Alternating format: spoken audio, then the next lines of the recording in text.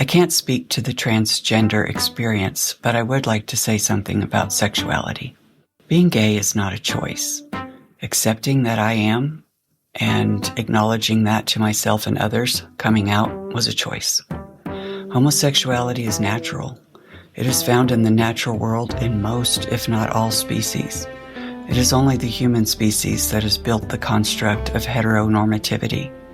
If you're not familiar with that term, it's the idea that being straight is normal, which leaves being gay not. And since I can't pin down the definition of normal, I bring it back to choice. Being gay is not a choice. Acceptance is. That was Terri Sunflower discussing the song 2 is Better Than 1, which Liz Hanlon and I wrote after being inspired by Psalm 139. I'm Shep Rosenman. This is The Rest is Commentary, where we discuss what songs inspired by the Psalms inspire in my guests. Terri is a New Mexico-based singer-songwriter whose music blooms where indie folk meets Americana. After retiring from a lifelong nursing career in 2018, Terri turned her energy to songwriting and hasn't stopped since, creating more than 300 homegrown songs full of heart, grit, and soul. She's a familiar face at local favorites like the Sunflower Festival, Socorro Fest, and Pie Fest, which is in Pie Town, New Mexico, where her warm voice and storytelling connect deeply with audiences. Terri is stepping into the studio to record her first full-length album, a project celebrating the strength and spirit of women everywhere. Her debut EP, Sunflower's Debut 2019, is streaming on all platforms, and you can follow her songwriting adventures on Substack and Facebook.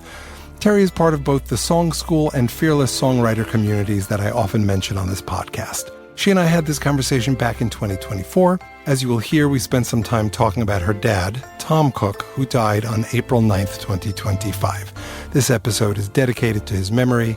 May it continue to be a blessing. Terri and I discuss songwriting challenges, journeys of self-discovery, gender identity and sexuality, coming out to your family, relationships with parents, the role of music in recovery and self-expression, songwriting as a therapeutic outlet, the importance of community, and so much more. Let's start off by listening to the song 2 is Better Than 1.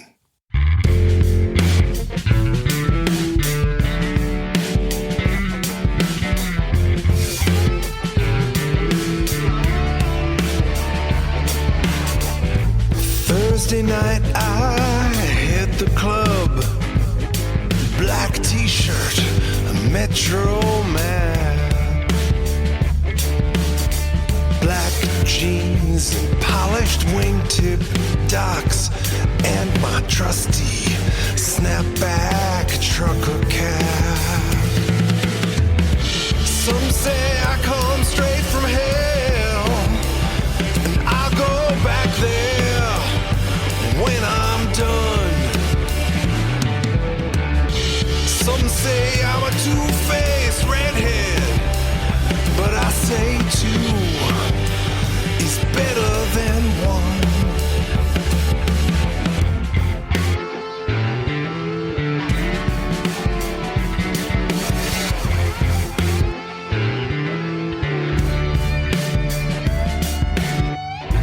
Friday night I hit the club, fishnet stockings, pink suede kilt,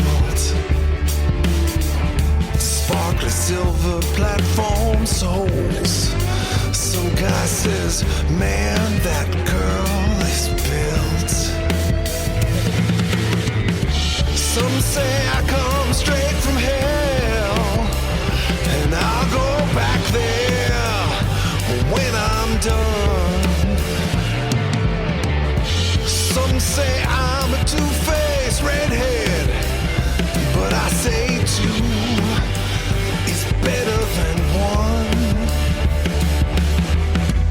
In the Ohio River Valley, the Reverend Harry Powell lived. The opposite of love is hate, but I say that he is wrong. The opposite of love is fear.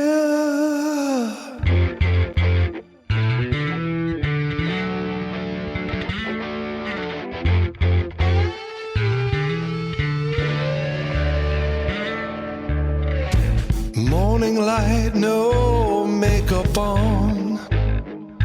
I pull out of the driveway. I check the rear view mirror and choose my face for the day.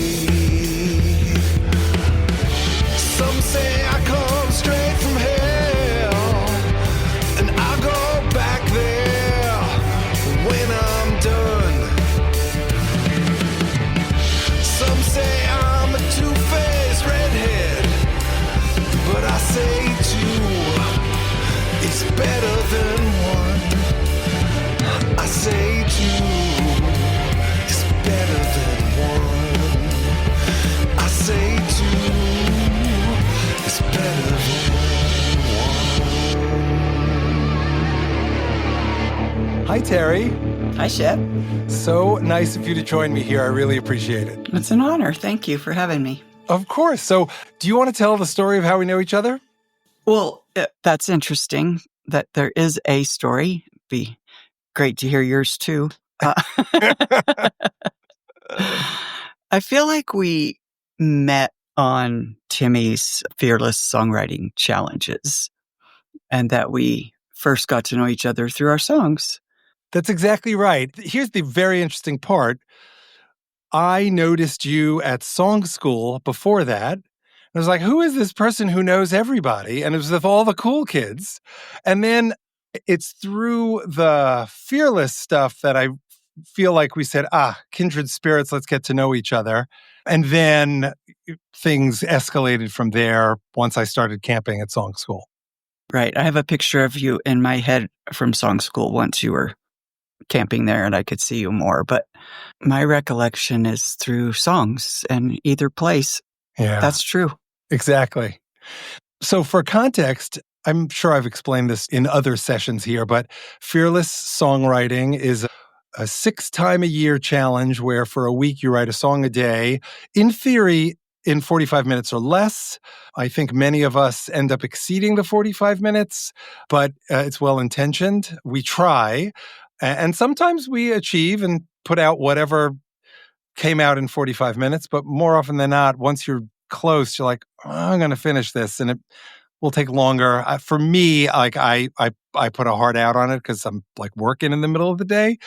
And it's such a beautiful community because everyone is so supportive and you have all sorts of stuff that comes out of there. It's all kind of, acoustic guitars and pianos. We rarely see mandolins and zithers and didgeridoos, but we do see an auto harp from time to time. I think Yolanda Harper plays that. And everybody's so different, and there are some super fabulous songwriters, including the fabulous Terri Sunflower. Oh. Do you want to promote Socorro Fest? Well, I'm wearing the shirt. Exactly. I live in Socorro, New Mexico, and we just this last weekend had our annual music festival, and I got to play on the main stage for the first time. That's awesome. What was that like? Oh, it was way fun. Way fun. It's a gazebo, so it's way up off the ground. And I've been up there before. It's on our plaza in the middle of town, but I've never played on it. So it was a lot of fun and quite an honor. Oh, that's great. I'm so glad you had fun with it. Okay, so let me ask you the question that I ask everyone because it's a different conversation every time, but it's the same question. When I write songs, I feel like they're a gift from the universe, from God, from the muse, from that which is greater than ourselves. And I like to offer these songs to my friends and mentors, and you are both of those, in hopes that the song inspires something in you. So my question is, what did Two is Better Than One inspire in you? That's a really cool song. And it definitely inspires the conversation of gender. The way it's laid out, it could just be drag. It could be, a cross-dresser.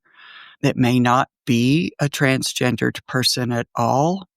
I love the third verse where I don't wear any makeup and I don't know what my face is for the day. That's a paraphrase. And so it could be gender fluidity, but definitely it just brought up the whole conversation of gender in my mind, which goes more broadly into the whole queer spectrum. Well, I want to start here. I have a lot of questions around that, but so obviously you got it. It is all about the gender question, and it's, I think, intentionally vague on what it is. We can go back and look at the drafts of lyrics, but I want to start here. Why did you love the third verse? I like it because it's more universal than even the song. Say more. Just that, every day is different and we don't know what we're going to encounter driving out of the driveway kind of thing, and who we want to be and who we want to present ourselves as can change in any moment in time. And so I really resonated with that. Right. So you're saying that the song, the arc of the song, moves the listener from a song about the song's speaker to themselves, which is both more particular because it's about you and more universal because it's about everyone who can say I. Mm-hmm. Not I as in the bodily organ, but I as in the thou. Yeah, I love that. I'm not sure we intended it that way. I co-wrote this one with Liz. This is a Fearless song.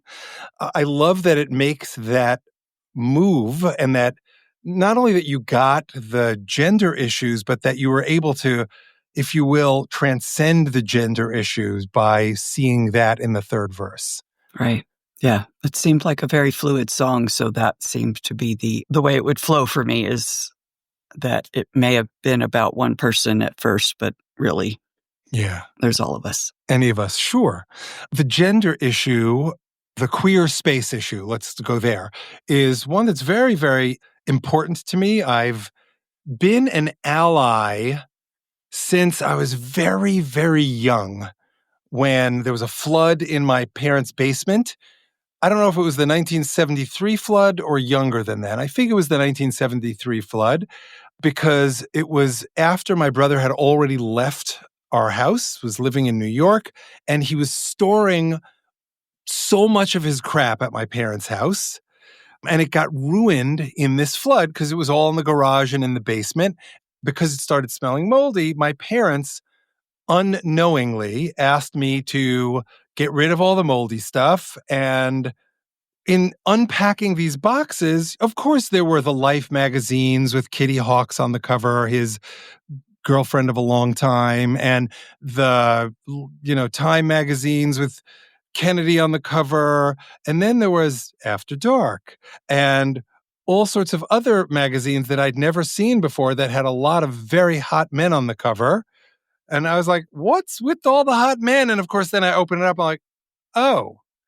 And I was like, well, he's a movie producer, so this is just research. And then I was like, oh, no, these other magazines, the names of which I don't remember, make it very clear that it's not research, that this is, gay pornography. And I was like, and a light bulb went off. Why did he and my parents get into the fight about being gay so often? And why did my parents say things like, we shouldn't have objected when he was dating Kitty Hawks, who's not Jewish? As a little kid, you don't have these things, but maybe not at 10, but it's certainly by the time I was 12, years later, in retrospect, I was like, oh, the penny dropped. That's what's going on. And, I love my brother, and I don't care, whatever. Everybody's got their own path.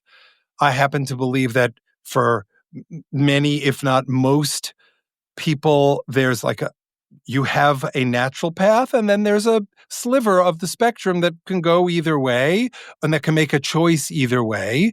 For some people, it's both, and for some people, it's neither. I recently discovered that there are asexual, aromantic people in the spectrum of sexuality, and I was like, wow, that's fascinating. That's a thing. I don't get it, but you do you. What do I care? I think in that regard, this song, in a way, is an homage to my brother, though he doesn't have that kind of fluidity, that non-binariness. He's, quote, I'm quoting him, gayer than paint. not that I know what that means, but, he's very gay is what I know it means. Beyond that, I don't know why. And ever since we were adults, we were talking about it. In fact, I'm going to use a little bit of foul language here. I was dating a woman who wasn't Jewish, and my brother took me to lunch at some kind of not so fancy, but a little bit fancy restaurant in the East Village where we both lived. He was on 9th Street. I was on Lafayette.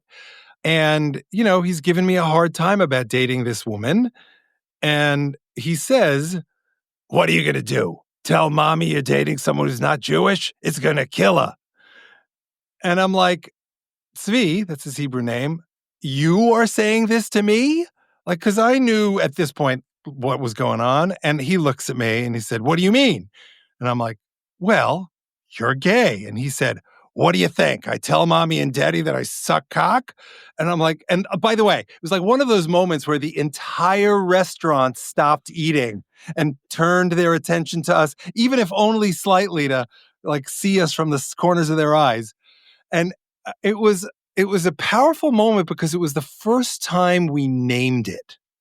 Like for me, I'm like, again, he didn't know that I didn't care, but we didn't talk about it. It wasn't honored. It wasn't a reality that was discussed because my parents were not okay with it. They may have been if he had raised it more and better instead of raising it in ways that my parents were just going to push back on. Because the way my brother tells the story, he raised the issue multiple times. And nonetheless, my father was saying, "Why don't you marry so-and-so?" And so-and-so wasn't a guy. It was only much, much later that my parents, I can't say accepted that my brother was gay, but acknowledged it. All of the issues around, queerness, I think that's an acceptable term, are things that like I ally with. Like, you do you, baby. I don't care what you do in the bedroom. And whether you have affectations of a particular thing or not, my brother identifies as a bear. Like, okay, that's your thing. As long as it's not little kids, I don't care, right? Yeah. In that regard, I think it was very interesting. I offered you a few choices. This one resonated with you. Do you want to share any more about that? Yes, I do. And I want to share a couple of things. Sure. I want to go back to the gender thing, Mm-hmm. and then maybe I'll come back to me. Sure. Well, first of all, as you know, my 91-year-old father and I are housemates. Mm-hmm. And my mom passed away on Christmas Eve 2019. Mm. And ever since then, he's been studying off and on, but the brain. Mm-hmm. He felt like something shifted in his brain when she passed. And they were married 64 years. Wow. Very close, very loving relationship. And so he's been studying the brain, reading different books. And the other day I came home and he said, "I saved a YouTube video for you to watch." And it was only a 6-minute clip of this very nerdy scientist, and I didn't get his name. He started off talking about lesbians, but I didn't catch all of it. But there was something to do with the second digit and the fourth digit of your fingers and their length, and that men and women are different, but that gay women have the same as men. And and we measured, and he and I have the same. And he said, "That's not supposed to be." And I said, "Yeah, that's right." So anyway, that's a little bit about me. But back to the video. So he was talking about transgender. He said that, I wrote this down, that there are neurons that produce a certain neurotransmitter that cause a certain area of the brain to be enlarged in men. And he said it doesn't really matter what all their names are, and he didn't even really give them. And this was a study done in Denmark, I think, that what they found is that cisgendered women, so born female, but that transgender to men, also have this enlargement. Oh, wow. And are they born with the enlargement, or does it come later? The studies were done posthumously, so I see. So they die with it. And I can't answer the question about are they born with it. But he started off saying that homosexuality in general used to be against the law. It used to be a psychiatric disorder. And even people will say that it's in our DNA, whether we're gay or not. And he's saying none of that's true, that it is actually in our brain and it is in our neurons and our neurotransmitters. So wait a second. I just want to make sure I understand the science to the extent I'm capable of it. So it's not in our DNA, but it is in our brains. He didn't say that it's not in our DNA, but other people and other studies have been ruling that out. But what he did say, very certainly, was that it is in the brain. The gender that you feel you are is probably what's going on in your brain, not what you're born with, not your gonads, not your genitalia, not your endocrine system, but it's in your brain. Did he have an explanation for why or how the bodies the gonads don't align with the brain? This was a 6-minute clip of a lecture. And so I don't know what happened after that in the lecture. And he had all kinds of figures and stuff on a whiteboard behind him. He was obviously giving a lecture to somebody. That was my first thought. My dad met his first trans kid, like middle school kid, a few years ago. So we've been having discussions about transgender for ever since. Mm-hmm. And he is of a mind that it is something we are not born with, but conceived with. Wow. That's fascinating. He's 91. Yeah. Can you unpack that? You're not born with it, but you're conceived with it. So in other words, you are born. I mean, but it's regardless of what your body says, your brain is telling you your gender. Interesting. And if we just think about that let's just give that a thought, doesn't that make sense for every person you've met that doesn't feel like they're given the right body? Yeah. Their brain's telling them that. I want to take it out of the gender context to make it more relatable for people who don't know people on the gender spectrum. Tell me if this works as a metaphor. The facts of your life are all positive, and yet you are depressed. Or you are happy, and your life is crap. Your brain is interacting and saying to you that there's a problem there, and that creates this dysfunction, this disharmony. It's called gender dysmorphia. Right. That makes so much sense to me. Gender dysmorphia. If I had that neurotransmitter and my brain was bigger in that section and I'm born with this body, I would not feel like I'm in the right body my whole life. Yeah. And some people try to do things to change that. Others, go to their death never realizing. So what's it like being with your dad in this arc? I mean, did he have conversations in which these things came up before he was 91, when he was 70? And when did you guys move in together? It'll be 3 years in January. And what's his name? Tom Cook. And where was he born? He was born in Shanghai, China. No kidding. No kidding. His dad was a Marine, and he was born on a Marine base in Shanghai. Yeah. He had an Oma for his first 3 months. What's an Oma? It's a nanny. Oh, I see. Oh, interesting. Because Oma in German is grandmother. Yeah, she was grandmotherly. Got it. Oh, interesting. And while we're at it, what was your mom's name? Her given name, her born name was Beulah, and that's a biblical name. Sure. And her middle name is Ruth, and also biblical. Right. A double.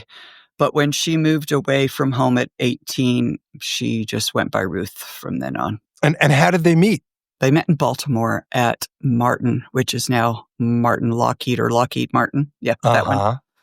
She was a draftsman. She got recruited to play basketball on their semi-pro team. She was an all-star in high school. Amazing. They ended the whole program of basketball, but so she became a draftsman. My dad was a temp, and he kept seeing her And he said that she was the only female draftsman in this large room of drafting folks. And he stole her plans out of the copy room for a date in 1954. And it worked. This sounds like it might have become a song. Ah.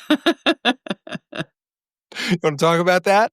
Well, I just did write that song. It's called Yes, Dear. That's kind of what he thinks got him through 64 years of marriage well, was those two words. For sure. Yeah. So I wrote the song from his perspective to her. Yeah. And what did he say when you played it for him? He said, "These are all the stories I've been telling you." Yeah, it's so powerful.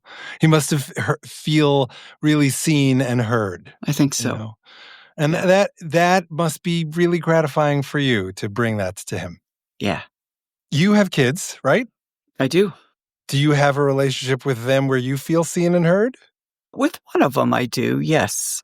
I just recently, it's going, not quite a year yet, but I came out to my dad last December, and then my brother, and then my son, my oldest son. Mm-hmm.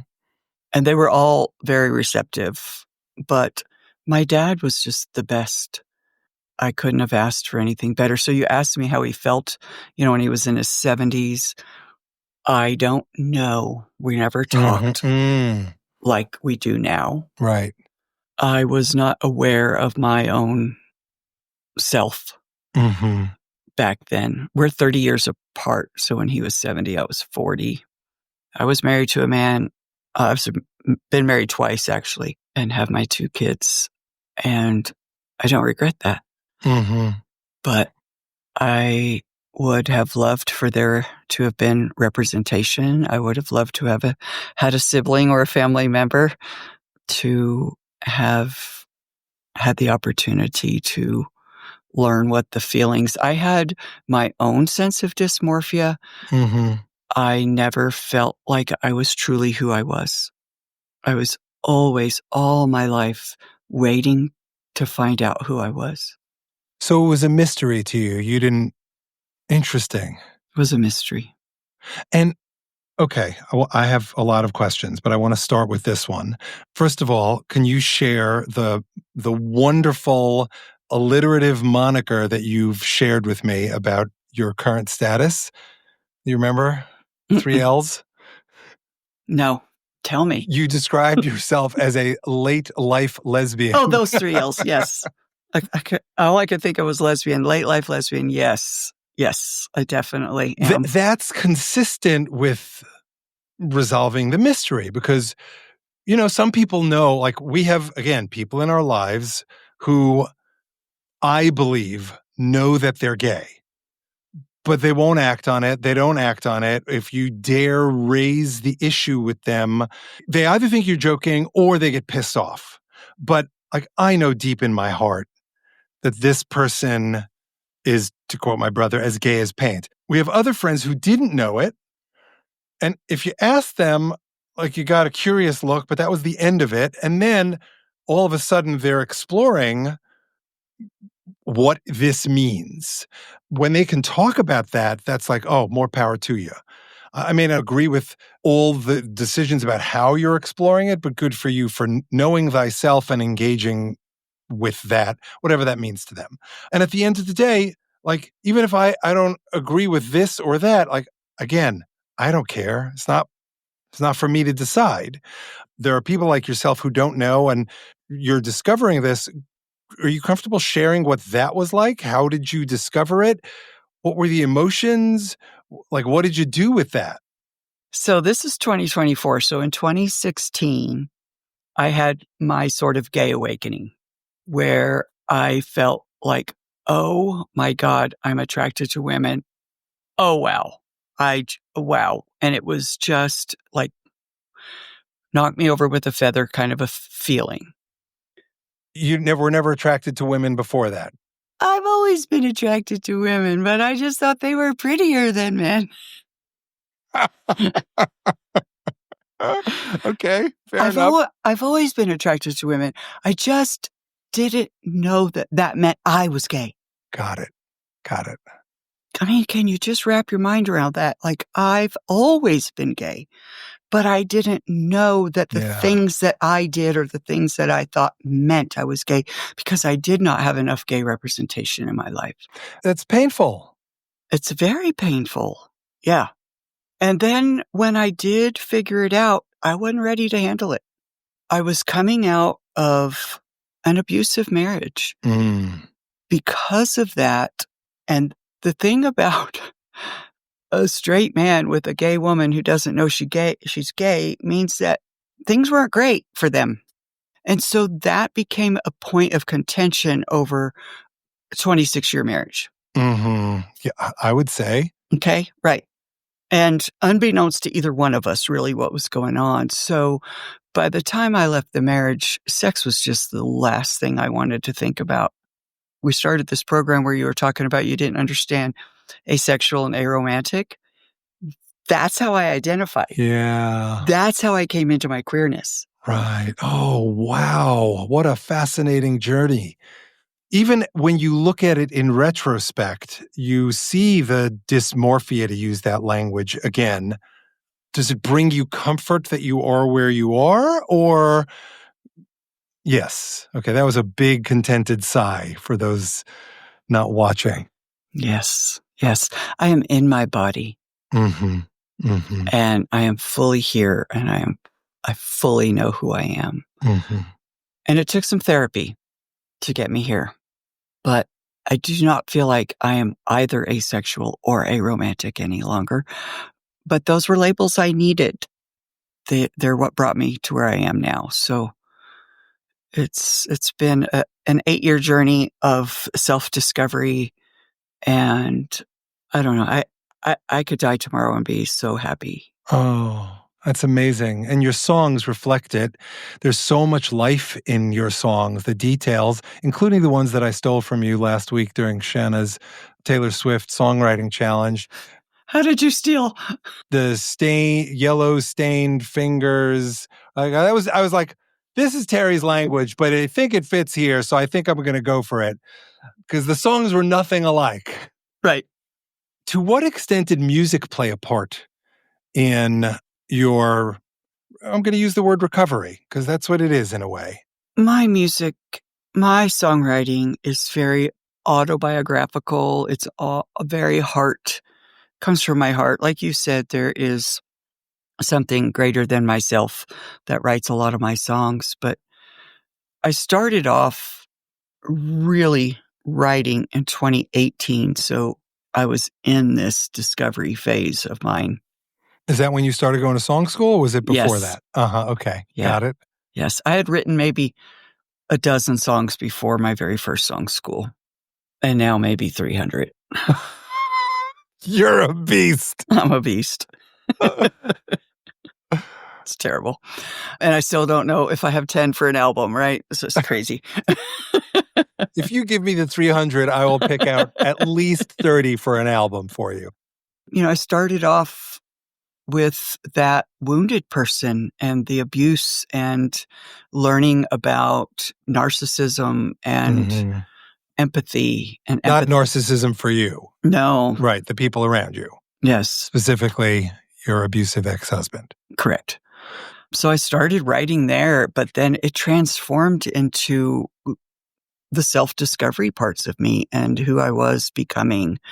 And then once I finally settled into I am a lesbian, I don't know that I'll ever be able to write a song with the he pronoun unless it's specifically about my dad, my sons, right, my friends. Because you don't write angry, critical songs. I don't tend to. Yeah. It's because you're such a sweet, kind human being. I'm as snarky as they come. I have to tell you, though, Shep, in 2018, my first song school on the Wildflower stage, it was my first stage ever. Wow. Uh-huh. And I had a 5-minute song that was my breakup song. 5-minute. Wow. 2-chord song. And I was so nervous. And you know what a loving audience that is. Yeah. There's a line in that song that says, expletive alert, thank you, fuck you. And the crowd went wild. Of course they did. That's brilliant. And it was a lifegasm moment for me. I have to use that. I love the word lifegasm. I've never heard of it before. Oh, wow. You can use that. And is that going to end up on your album? Oh, no. No? No.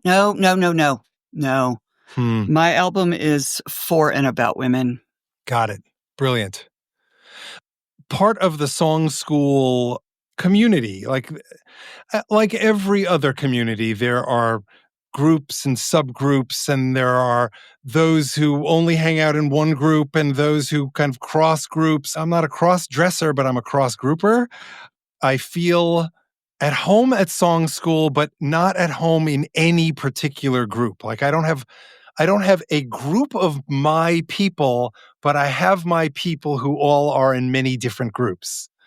You, I think, also are a cross grouper, with the caveat that there's one group that I often see you with, and those are the people who are non-binary. I think there are a whole bunch of gay people at song school or queer people, but there's also a whole kind of substrata within that of, non-binary folks. And the reason I'm pointing it out is because to the extent that there's a group of lesbians, late life or otherwise, I don't see that. But I do see this other group, and this other group is very welcoming to anyone who is open to them. How did that come about?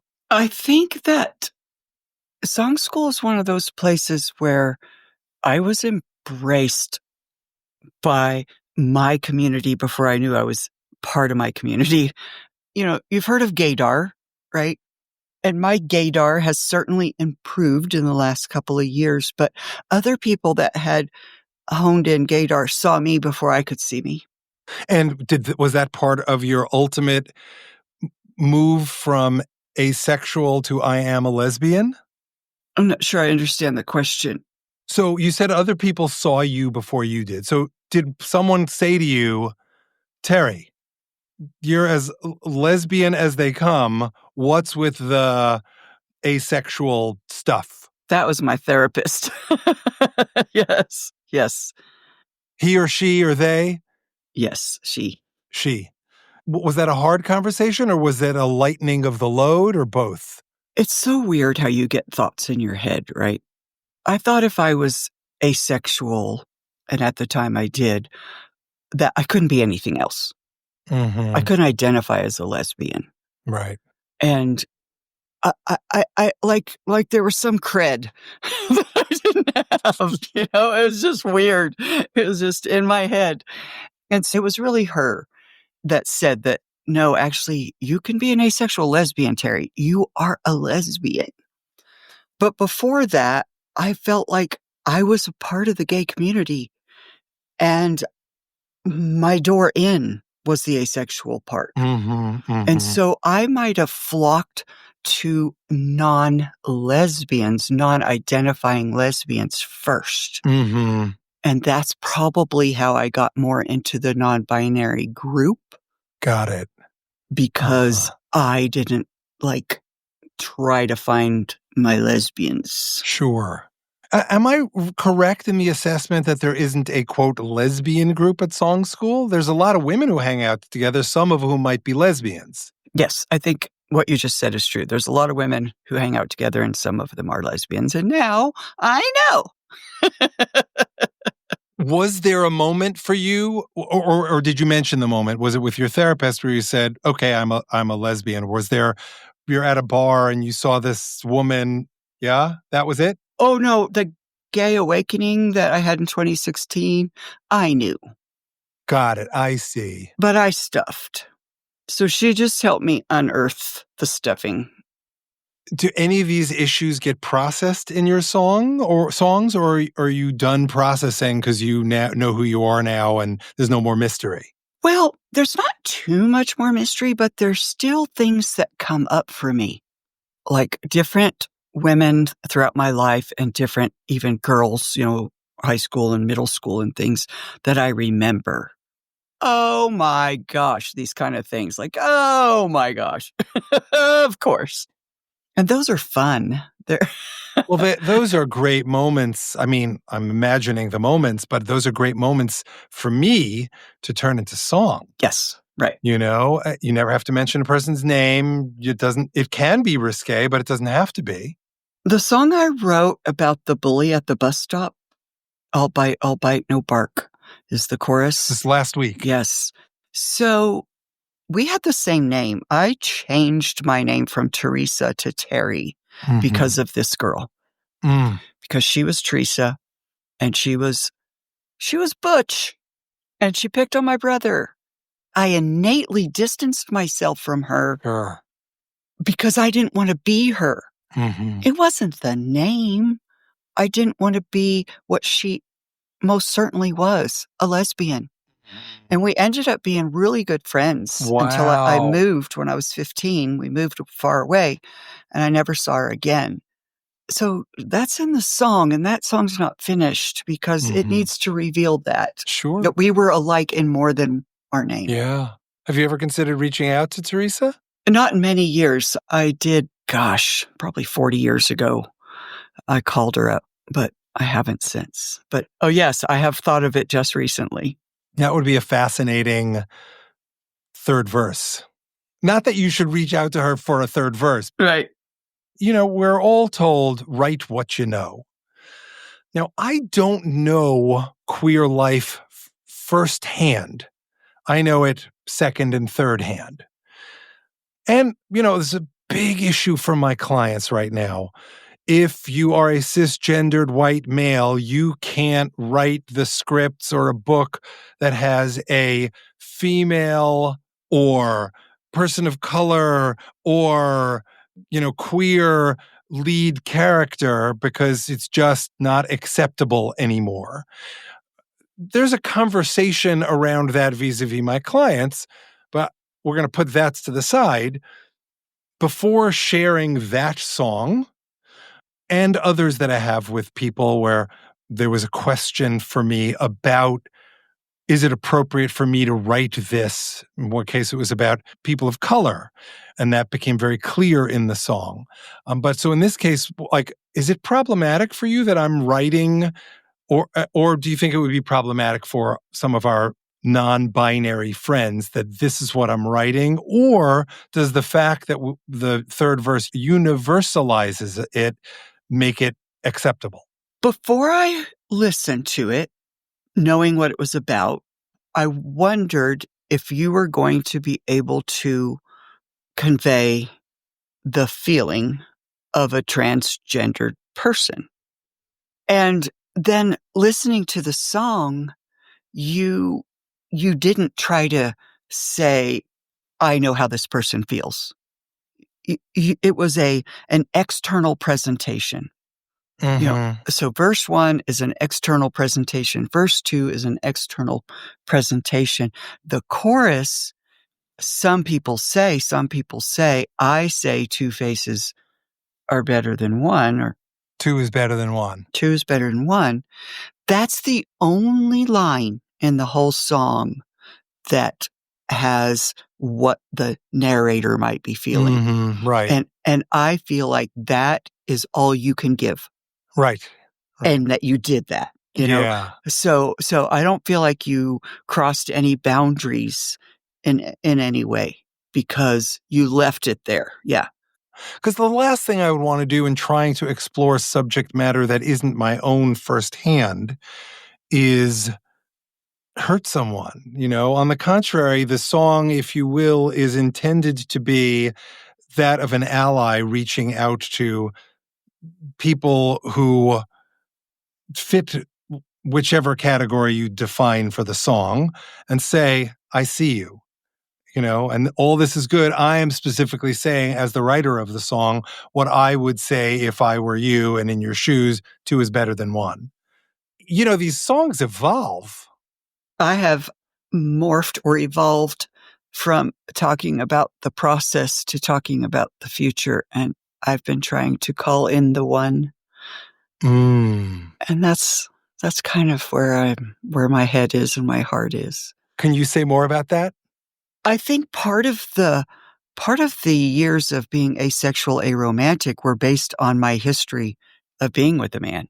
Mm-hmm. And that I've done enough therapy and enough self-work to be able to see the future and to find real love, real connection, real communication, real commitment with someone I want to spend the rest of my life with. Sure. The language you use, my ears perked up beneath my headphones. You said you want to focus on the one. And so that can mean so many things. The one as in your own oneness, in your status as a late life lesbian. It could mean I want to focus on the one and just being myself, regardless of your sexuality status. It could mean the one is I want to focus on myself. And you know what? That might in turn lead to me meeting another one, another whole person. In Jewish language, I know you're not Jewish, but in Jewish language, who's the one? God, right? Adonai Echad. God is, we say the one, but God is one, or God is oneness. You could have meant, if I overlay the Jewish thing, which also applies in other religions, I want to focus on that which is greater than myself, because that in my new status, my known status, I am connected to that which is greater than myself. Was all that part of the way you crafted that language, or did you only have one of them in mind? No, I think you hit it. Like, I know who I am now. And if I never have that relationship that I hope to find, I've got it within myself. That was beautiful. I really appreciate your openness, your willingness to talk about conversations that for some people are very, very difficult.